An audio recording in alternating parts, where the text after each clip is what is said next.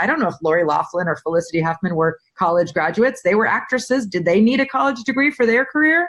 I don't think so. You look at them and you just think, what was it that compelled you to think that your child needed something that you didn't even have?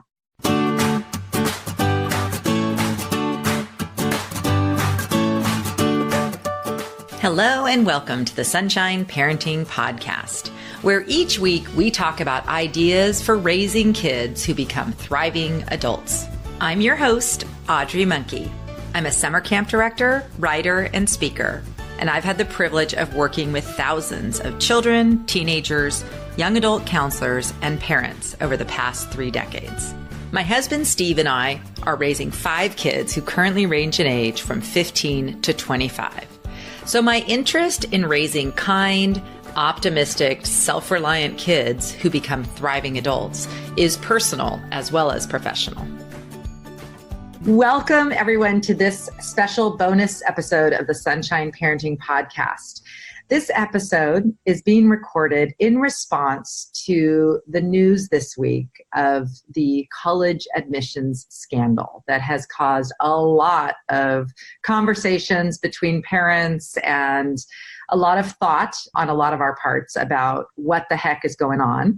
And so I'm really, really excited. Sara and I, my regular co-host or semi-regular co-host, have a mutual friend who has an incredible resource for us. So I want to welcome back Pam Roy to the podcast tonight. Thank you. I'm so pleased to be here.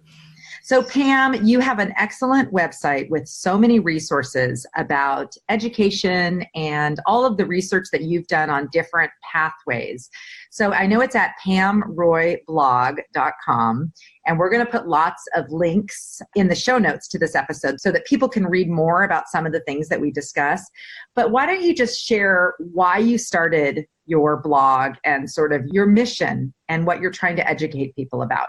Yes, thank you. So basically, I started my blog because I myself went back to college. And while I was at college, I have 3 daughters who are now 18, 19, and 21, who are also either in the college process or in college.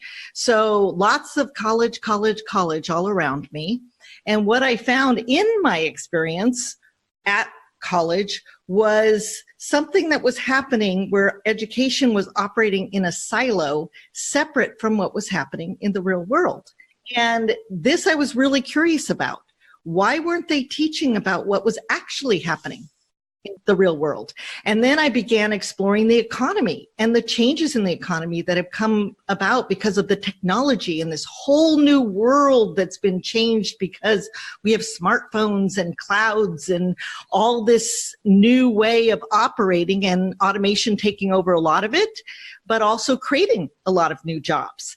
And our education systems are completely disconnected from that reality. And so that's what got me started. And then I began really focusing on, because I saw it in our communities, this college for all mentality that everybody has to go to college. And I'm like, we're so focused on getting them into college that we're not looking at what's happening once they're there or whether or not the outcomes are creating the kind of deliverables that we're looking for. Are we creating good citizens? Are they getting good jobs? Are they healthy, wealthy, wise? And guess what? We find that out of every 100 ninth graders, 57 of them will go on to college. Only 28 will get a degree. That's a 2-year or 4-year degree in 6 years because only a minority get a degree within the 4-year time frame or the 2-year time frame. And of those with the underemployment, because of the changes in the economy, only 16 about every 100 ninth grader will get a job that requires a degree. And that doesn't even say whether or not they are mentally healthy by the time they get there, whether or not they are successful. And Sara talks a lot about this in terms of how do we define a successful person? Well, so I want to shift to that because those statistics are really interesting. And I've learned a lot from reading your posts, and it really has opened my eyes to how so many things, and in a lot of other countries, they do this differently, where kids have a little bit more of an ability to think about other things that they could possibly do. I know a lot of high schools have some really cool programs where they can explore, auto mechanics or welding or some of these things that, for kids who really are into that or want to do that. And I love that you're really promoting that. And actually you do a lot of counseling and coaching with families to help them think about these different things. So Sara, I want you to talk a little bit about just that piece of that thing that Pam just mentioned, how we view success for our kids. Well, I had that really interesting conversation with my own daughter yesterday. She's a freshman in high school, and we were talking about the college admission scandal, and she was upset by it. We were all upset by it. It's a heartbreaking place to find ourselves in. And I said to her, what do you think would bring a mommy or a daddy? She doesn't even using those little sweet words, but she is my daughter. What would it take to bring parents to the point where they would need to make those really broken choices?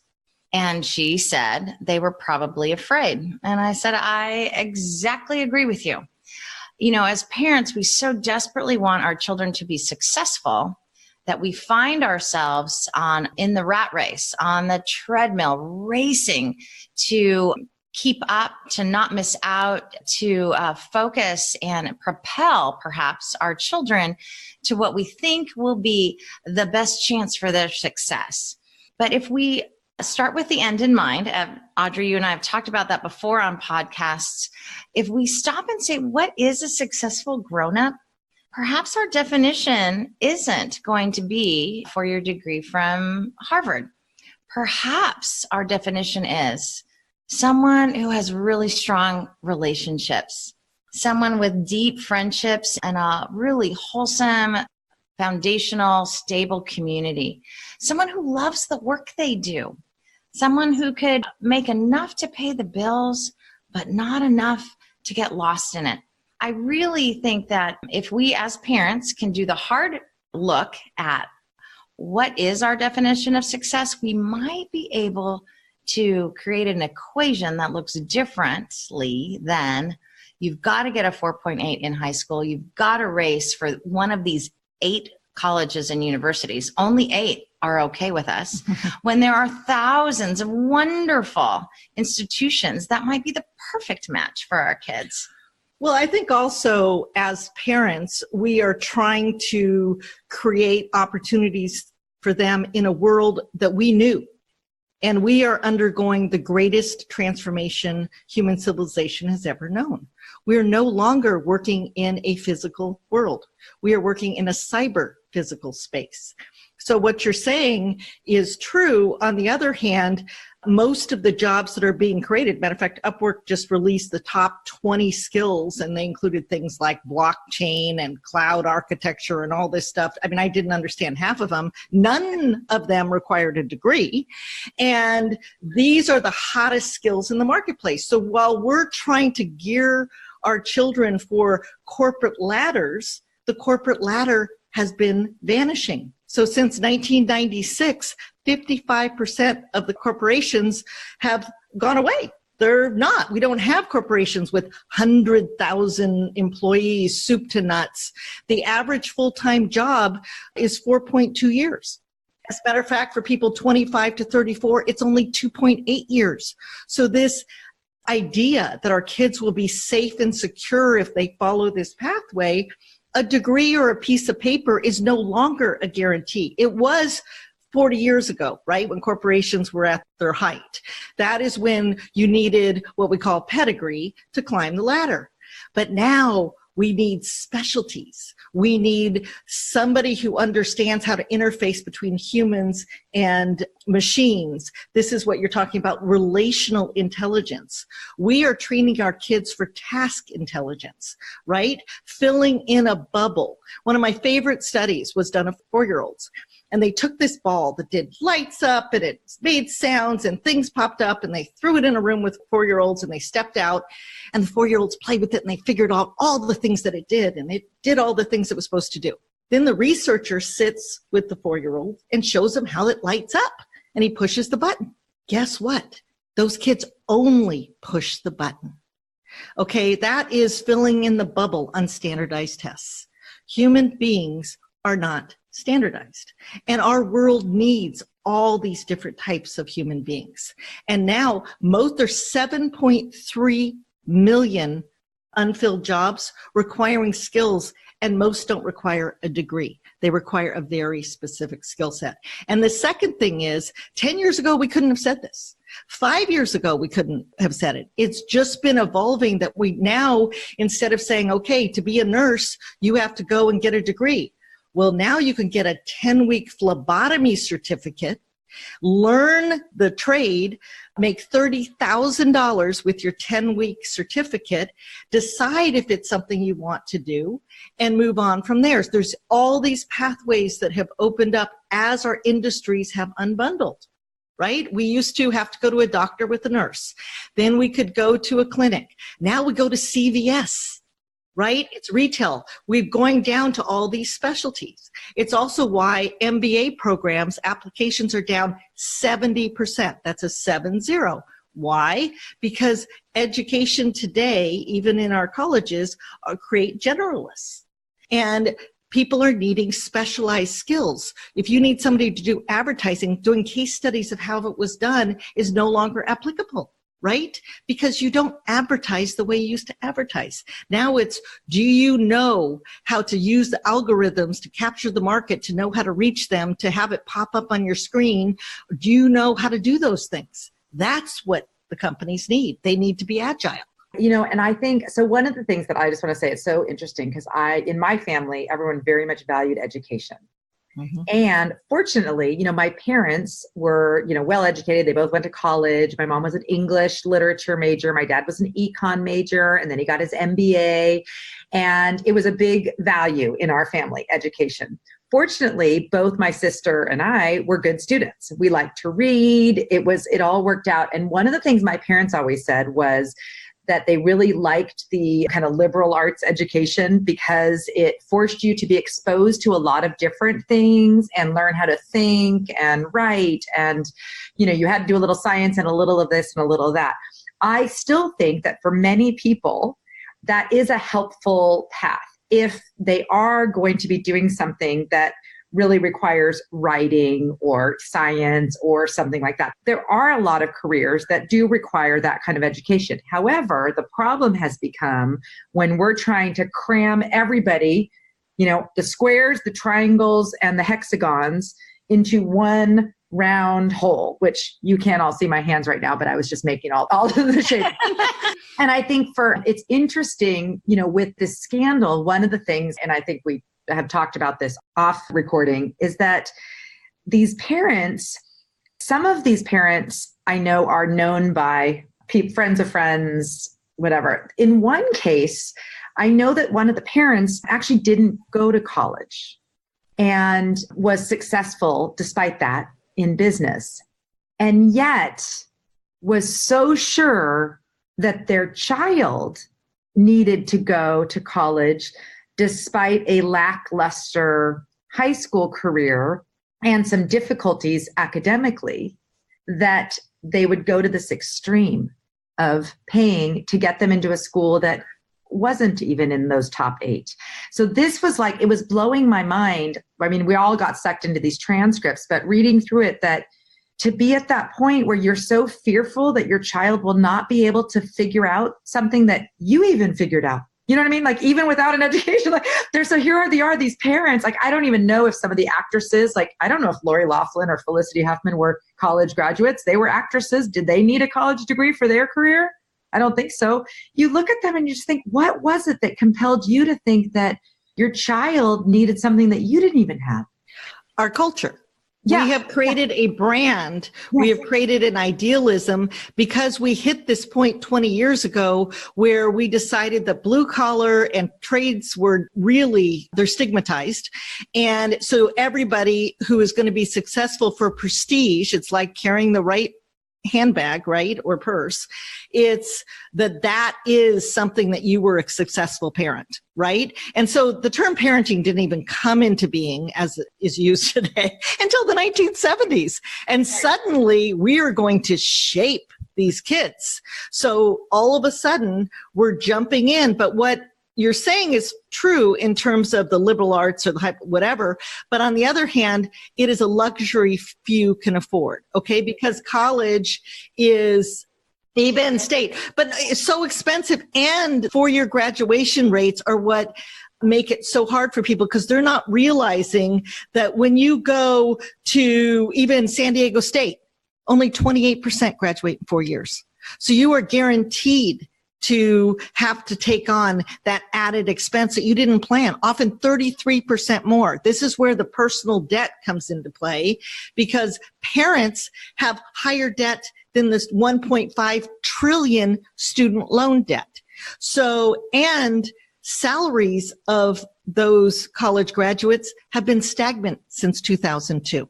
Okay. And their net worth is now declined 70%.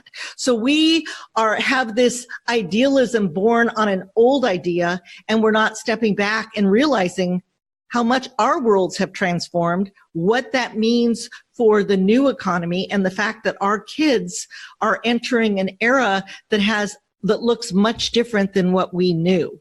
And it is not the corporate ladder. It is requiring a lot of, I call it the 5 C's. Collaboration, okay? Our schools do not teach collaboration. They teach individual achievement. Anytime you have ranking, you are not encouraging collaboration. Everybody in individual achievement is looking at somebody else as a competitor. The second C is communication, and that's oral and written, as you said. And written has become, LOL doesn't qualify as, grammatically proper writing, but communicate about yourself, because the new world requires self-branding. It requires you, or self-promoting rather, you to brand yourself so that you can market in this network of universe, because that's how you're going to get employed. 85% of jobs today come through networks. Okay, not through job postings. And if they are job postings, they're most likely a corporation who's using an algorithm. And if you don't have the technical skill required today, a degree, maybe they have it, but people are missing the word or. College degree or experience in this very specific area. The third thing is creativity. Okay, creativity is problem solving, it's critical thinking. And this is about asking the question, not the answer. We are training them that there is an answer and it corresponds to a bubble. This is not going to help them in this new economy. The fourth thing is the connection, is the relational intelligence over task intelligence. So the more time we're spending with them studying, separated from people, studying for these tests, the less time they have to develop their relational intelligence, which is going to be key not only to their health and well-being, but to their ability to get jobs in the future. And then the last thing is their character. Okay, their character is their integrity, their empathy, their kindness, because now everything follows them through life. You're tracked. They can see what you posted. They can see what people posted about you. Everything is about who you are. That's what you're going to carry. That's all you have. And the mastery. How do you know how to fit your technical mastery into a greater whole? And then also when it changes, do you have the character to say, I've got to learn? You've got lifelong learning. It's no longer about knowing one thing and having a career. Career's misnomer. The only careers I will say today are cybersecurity, blockchain, physician's assistant. Very specific skills. And some of them require a college degree.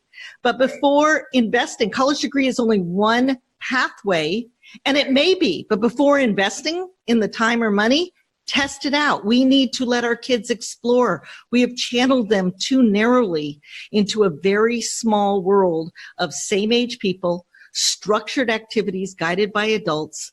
They need to find out who they are, what they're interested in, and take it from there, because the world is much, much different. And unfortunately, we've raised a very sick generation. Our kids, to know that we have so many that commit suicide there's something wrong with us. Yeah, sure. And that goes back to Sarah's thing about just that purpose piece. I think that, if you're struggling in school and, your parents are I think it's equally, just if you're spending all your time trying to get ready for this test to get into a college when you're not really that interested in that, it doesn't make you tick, you're not excited, you do kind of lose that sense of like, what is my life for and why am I even here? And I was thinking as you were talking about some of the people I know who are very happy and to me have very successful lives. And I will tell you, there's some lifestyle choices that go along with some jobs that are very appealing to me.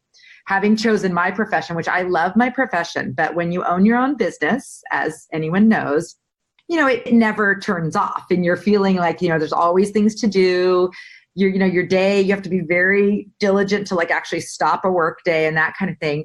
Whereas like our very good friend is a highly accomplished firefighter and he has gotten involved in all kinds of different things throughout his career. He's been involved at some points in training, like where he actually worked kind of like a 9-to-5 training job for a while, but he really prefers the shift. Now he's a captain I don't even know all the ranks, but he keeps getting moved up. But what is so lovely about his job and his lifestyle is, he might do a 48-hour shift. Like he might work for 2 straight days and then have 4 days. And he loves woodworking and all kinds of handy stuff. And he has this big shop where he gets to work and he gets to spend time with his family during times of day that with a traditional job you don't have. And it's funny because my husband and I have often said when we're in the height of our kind of like, it goes and goes and goes and the emails keep coming and the calls keep coming. And my husband who does like your husband, Sarah, does the facilities part of camp, things go wrong with the facilities even when there's no campers there. So you're getting calls from people and, it's just always this managing of things. And we've talked about how, kind of daydreamed about having a job like that. The other one, nursing. I've been in hospitals a lot lately with my dad and nurses do a 12-hour shift. And if you're, a parent and you can, you have a co-parent who's working with you, you could do 1 or 2 shifts a week and make a pretty darn good, salary and have time to take care of your house, do a hobby, see a friend. There's a lot of, so it's like, I think that's the other thing that when you think about happiness for your child, to me, there are some lifestyle choices that go along with different kinds of jobs. Being a flight attendant or a pilot, if you like to travel, I know it can get, old after time, but even something like that for a few years, amazing opportunity for many people. But the new economy is offering, I was just working with a 22-year-old last week, and he went to college for a year, dropped out. They said, go to community college, dropped out. And really, he loves tinkering with his hands. And he loves doing music and he loves doing all this stuff. And so we talked about, he's like, I kind of am interested in being a plumber. I'm like, well, you're going to make bank because do you know how much they make now? And not only that, you can form groups where you work together. And then when you want to go do a music gig, somebody's filling in for your clients, right? So the work-life balance for these millennials, they're choosing it. Okay, 70% choose the work-life balance. And I have a story with this with my nephew. I have 2 nephews. Both of them, one of them had a scholarship to a college. Both of them decided not to go to college. Both of them went in one worked in a warehouse and worked his way up to manager, bought a home. He lives in Northern California, flipped the home. Okay, his wife had a baby. She chooses to stay home. So they have choice. He makes $85,000 and he's 31 years old. My other nephew, he started as a truck driver for a big corporation. He's worked his way up. He ran a store, the whole thing. He makes 6 figures now. And his wife also had a baby and chose to stay home. This is the idea of choice. They have no debt. But what was interesting is he was offered when he was the manager of the store, and he was also at that time making about $80,000. And they said, oh, here's this job, but it's 4 days a week traveling to do the sales. And he said, no, I have a young son. I'm not going to give up the time with him. Thank you very much. And then 6 months later, this other job showed up that allowed him to be home. But he had the choice. And when you have debt, you do not have choice. And what we're finding with corporations now is they're realizing the disconnect between education and the real world, and they're creating and reskilling and retooling people who are working with them. And also finding their friends. And again, the networking and the referrals, they're finding that they can find better employees that are, so-and-so's cousin's brother is perfect for the job. right? And they fit in. So there's a whole new way of working, and we're still operating off of that. You go for a resume and you put something in a corporation. That's not how the world's operating anymore. So Sarah, I'm going to have you cut in, because I think one of the things I don't want people to be now more fearful that we're doing everything wrong. You know what I mean? Like, let's give people some tangible things. So I'm a parent, just, if you're a parent right now out there and you're listening to this stuff and going, oh my gosh, I've been scrambling around and worrying about AP classes and test prep. And I've been thinking that my kid needs to go to a college, and not only a college, but a specific college. And, if they're all been stressed, but now we're telling them, but now none of these jobs are going to be here. And now it's get stressed about that. Let's talk about how can we position our kids for a successful future? And what are some steps we can take, whether our kid is already an adult struggling or a junior high or a high schooler? What are just some simple things that we as parents can do to encourage our kids towards a path that will lead to their own personal success? Sarah, why don't you go first, and then Pam? Well, I think one thing we can do, even with very small children, is help our kids identify the talents that are built in them that bring them joy, the aptitudes that they just naturally lean into, the project that they do that they just lose track of time, and the project that they never needed to be taught how to do because they found so naturally. I think so often, even with very young kids, we pushed them into tutoring and pushed them into maybe organized activities in sports, and they didn't get to, like the young man you mentioned, Pam, didn't get to work with his hands all the way and determine before even heading off to college that, maybe he has a thing for plumbing. Oh my goodness, we've been working with some home improvement things right now. To find a reputable, amazing, gifted plumber to be our partner, that would just make my day. But we can cultivate our kids' interests at a very young age, give them time to dabble, give them support to do something that they may not get accolades for, and they may not show up on the college resume, but to say, wow, I'm proud of you that you're a great arranger, or I love your strategic thinking, or, no one solves problems like you, or wow, the way you work through conflicts with your friends is something I have not seen in a 12-year-old. I really admire that about you. We can be highlighting their talents at very young ages. Along the way, we can also be modeling for them that we admire people who found their way to bliss or healthy success, not unhealthy success, but healthy success that didn't involve going to Yale. I really admire Miss So-and-so who chose this route, and look how she's impacting people's life. And she did that with 2 years out of the country and doing that. And then she came back and got the certificate. I really admire her or him. We can really be modeling for our children that there are different paths.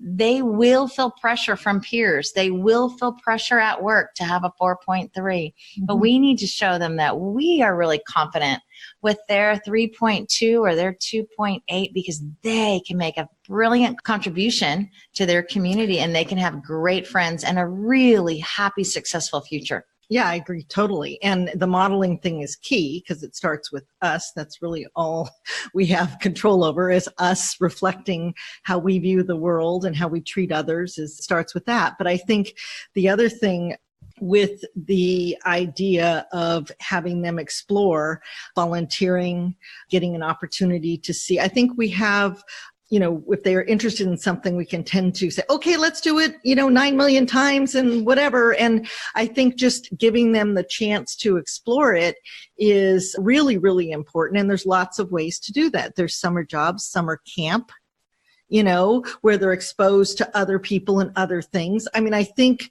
for me, I did that Coursera course on the science of well-being from the Yale professor, Dr. Santos, and she talked about reference points and how critical it was to well-being to have alternative reference points. So when we think of our kids' world as only being surrounded by school-related GPA test scores, and people who are valuing that, when they go out in the community and they do an internship, or they do a CTE program, the career and technical training in a high school. Now you could do hospitality and culinary and, vet tech and all these different things.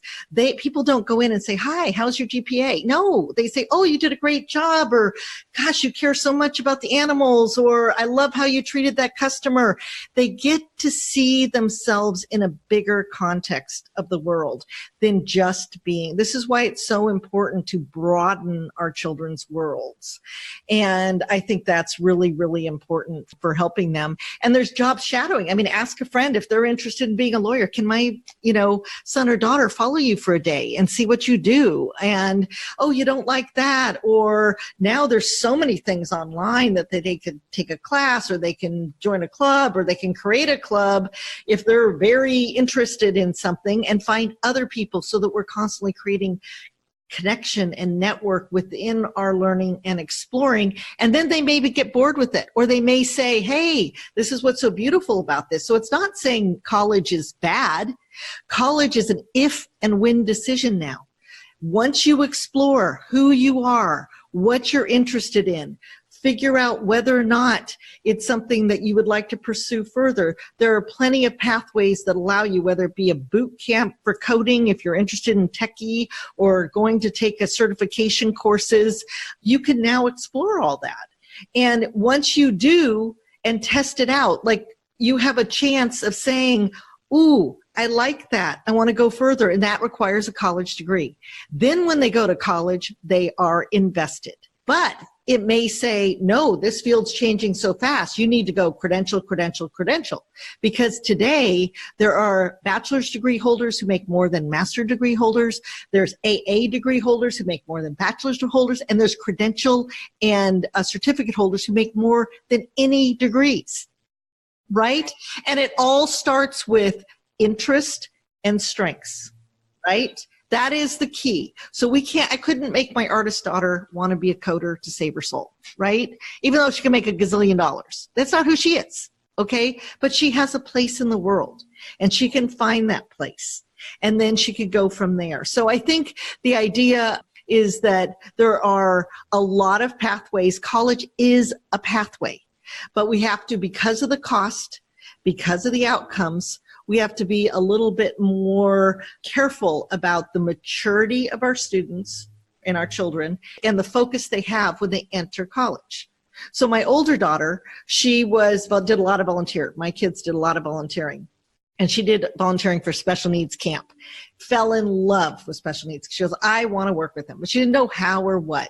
So then she did an internship with a therapeutic writing center, and she followed speech pathologists, and now she wanted to be a speech. So when she entered college, she wanted to be a speech pathologist. She was an average student in high school. I didn't do a lot of have them do APs or what. I wanted them out in the community. She hit college on fire. So now she's graduating in May, and she's got into grad schools, and because it mattered to her. And she knew what she wanted to be. So that's really, I think the thing is college is there. Whether it fits the child depends on the interest and the strength of the child. And then the wherewithal of the parents in terms of financial support to not go into debt to allow them to do it. Because now you can stage how you take your college degree. You can do it online. You can do it in chunks. You don't have to go 40% of undergrad over the age of 25. Now, when we went to college, you had to finish your degree pretty much, or you couldn't really go back on a campus because you had to earn a living.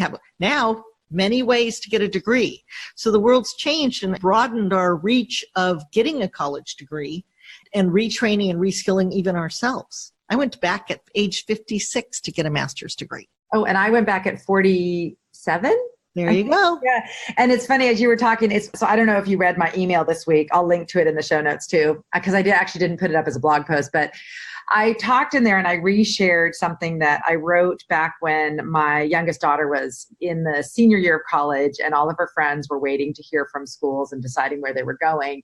And I wrote a post called, it's something about who you are is more important than where you go. And it was kind of addressing that whole thing about, it's your character and what you do with where, like whatever school you go to, it's kind of going to be more about like, what do you care about? What are you wanting to learn? And are you into it? And what kind of person are you? And who are the friends that you're, making and that kind of thing. And I mean, because I very much felt that from my own experience. I did go to one of the schools that's on the list that people say, and I won't name anything here, but I specifically said in the post that it was not a terrific experience for me, mostly because of what you said. I was not ready. I did not know what I wanted to do. I was unclear. I was very young. I would have highly benefited from more experience doing some other things for a year or two, but that wasn't the thing then. So we can't go back. But now for our children moving forward, we can all know this information. But when I went back to get my master's degree in psychology and got to do research on children's social skills and well-being, you could not keep my nose out of the articles, the books, the everything else. I went to Fresno State, my local state school. I loved it. I was the oldest person in my classes, but it was a master's program. So there were some other people, but I got more out of it than my undergrad degree because of where I was in life. And I got an email from someone who shared from the same school that I went to. I'll just name it, Stanford. I went to Stanford. Everybody wants people are paying for test scores or whatever. And she said she had the same thing, that it was okay. It was not great. So I think the other thing to tell people is that getting your child into, and I think that's a weird thing that we're even talking about, the parent doing anything, because someone could just get themselves into. What does it say to the kid about themselves right. and their inability to do it on their own? I mean, talk about setting up for lifelong challenges. I mean, but I said in my post and everywhere else that everything that I learned to do what I do today, I learned outside of school, with the exception of learning to write and learning to get my work done, learning my work ethic and getting my homework done and doing that. I mean, just that diligence that you learn as a student, it was important. And writing is something that's important to me, but I did not major in something that was related to that. So, you can always do hindsight's 20/20 and everything, but I do think it's really important to let people know. And again, I don't want to make people more fearful, but even if your child goes to one of those schools, that does not guarantee their well-being nor their success. And if you read some of the research, like David and Goliath, that book, Malcolm Gladwell, I still remember it. It's chapter 4. And he talks about a child going to a young adult, going to Harvard as an engineer is more likely to drop out by the time they're a sophomore than the kid going to a state school as an engineer. Because if you go to Harvard, you will feel stupid and ineligible and not good, because if you get the lowest third score on an exam, you think, oh, I'm not good enough to be an engineer. But you're there with a whole bunch of people who are geniuses and whatnot. And that blew me away, but that makes so much sense. That for a lot of careers that do require a college degree, our kids might be better off at a place where they can shine than at a place where they're going to feel inadequate because it's so darn crazy. Well, and I think we have to remember that this is the generation caught in between. It's the old world and the old way of doing things and the new world, and we haven't quite caught up. So we're in this messy middle. Yes. And so with that is a lot of opportunity as well. Yes. It gives us choices we didn't have 5 years ago. We have these choices today. I mean, before we only could do one route, but now we have more routes. And as more and more people are looking to that, it gives them options, and it gives their children options. Unfortunately, right now we have such a cultural mandate for this beacon on the hill that we're calling college, that we're not really focusing on whether or not the outcomes, the cost, the time, what it's taking to get kids in it from kindergarten to all the way through. I mean, We have some serious challenges that we have to look at culturally, but the economy's changing it. So it's kind of moving, the more they look at what's happening with people who are in the trades making money, it's kind of like the revenge of the nerds, right? It's like, oh, those nerd people, and you got the jocks, and suddenly here comes the nerds, and they're like, whoa, and all of a sudden brains became it. Well, now brains are not becoming it. Now we have the collaborators. Yes. Those are the ones, the communicator, the relation. Yes.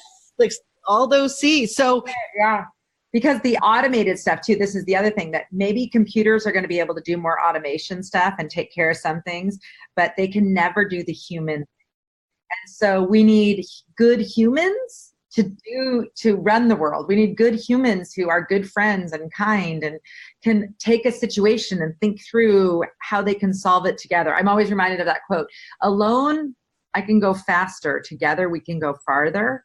With any task, any job, any problem, we will be better off if we can work together to get there.